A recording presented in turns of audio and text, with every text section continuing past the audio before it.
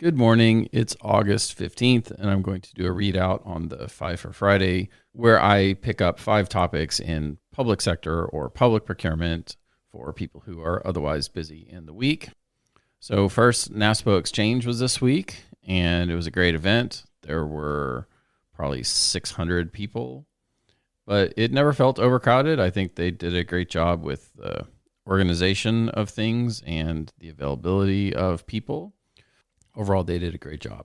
And then this year they included an emerging markets characteristic where they had international partners of NASPO who were present and participating, and there was a separate track of presentations for those groups.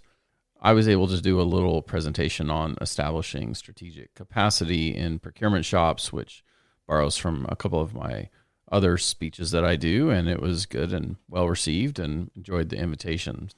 And they announced next year's conference will be in Salt Lake City.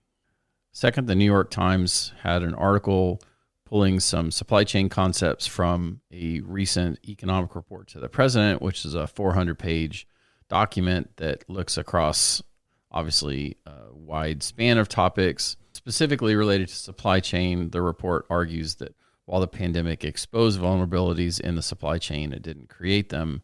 And therefore, they warn that the problems won't go away when the pandemic ends. Next, State Scoop had an article about the National Telecommunication and Information Administration, which is a part of the Commerce Department. And as they prepare for the $65 million in new broadband development funding that is due to go out to the states as part of last year's infrastructure law, they've named several new leadership positions in order to be able to deal with that at scale and at quality. So that will certainly be of interest to people who are looking for the delivery of those grants. Fourth, NASCIO has released a new research publication on diversity and inclusion, an essential element in the state IT workforce, and looked at some of the issues related to increasing some of the diversity in IT workforce and its impact on the role of the state CIO. So Alex Whitaker and Amy Hill-Glasscock, as well as Meredith Ward, have a podcast discussing an overview of that presentation and trying to encourage you to take a look at the full document.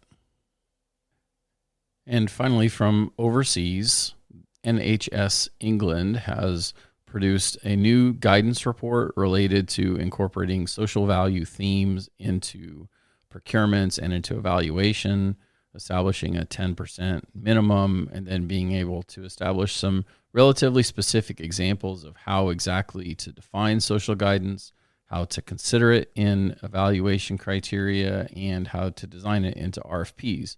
So while not on the US side, there's quite a bit of information that for individuals who are interested in potentially adopting some of those concepts into their own RFPs, there certainly is a lot to parse through and dissect.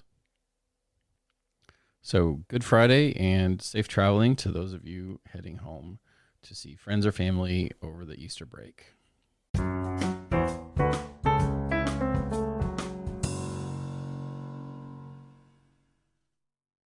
Hi, it's Dustin Lanier. Thanks for listening.